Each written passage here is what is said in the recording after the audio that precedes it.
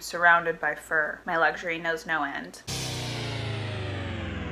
The fact that I didn't post this week doesn't really surprise me a whole lot.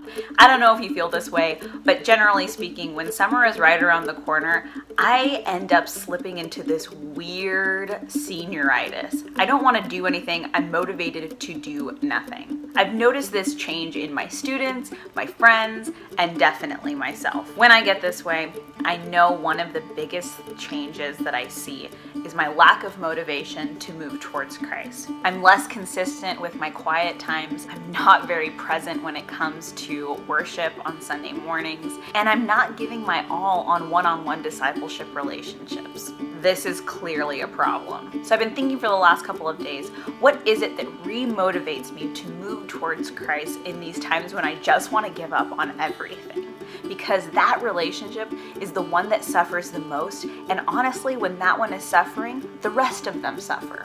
So if you're interested in seeing how I remotivate myself to move towards Christ in seasons of a lack of motivation, just keep watching. Numero uno, I choose to change the media that surrounds me to Christ-centered artists. So that means when I'm in the car, I'm listening to a new album that I love. Hillsong is coming out with a new one called Wonder. You should probably check that out. Bethel just released another album as well. And like I said, Kim Walker-Smith, her new album, still really good. I choose to throw on a podcast from pastors that I really love while I'm cleaning at home. So for me, the go-tos are Dr. Charles Stanley and people like Judah Smith.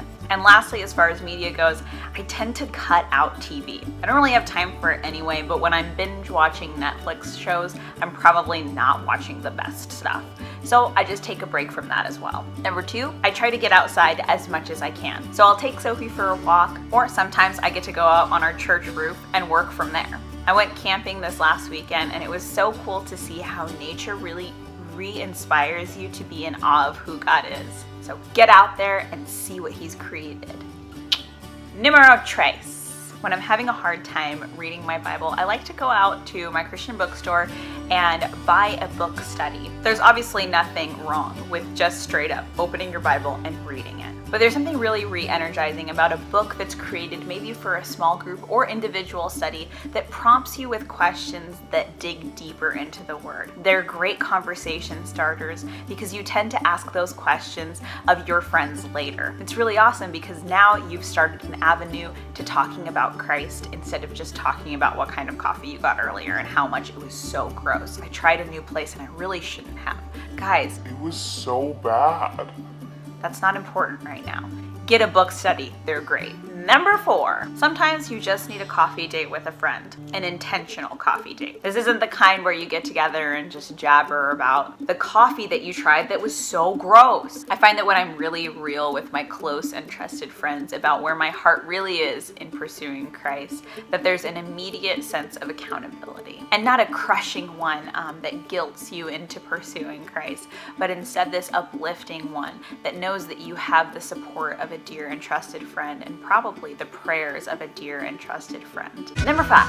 I actually don't have a fifth one. That would make a really great list. Everything always comes in the top five. But these are my top four ways of remotivating myself to move towards the heart of Christ.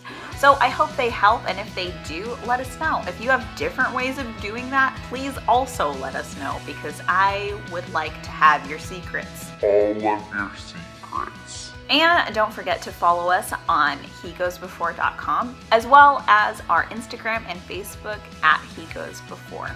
I hope this helps, and if it does, fantastic. And if it doesn't, I'm so sorry. So with that, I hope you have an amazing weekend, and I hope that we hear from you soon. Bye.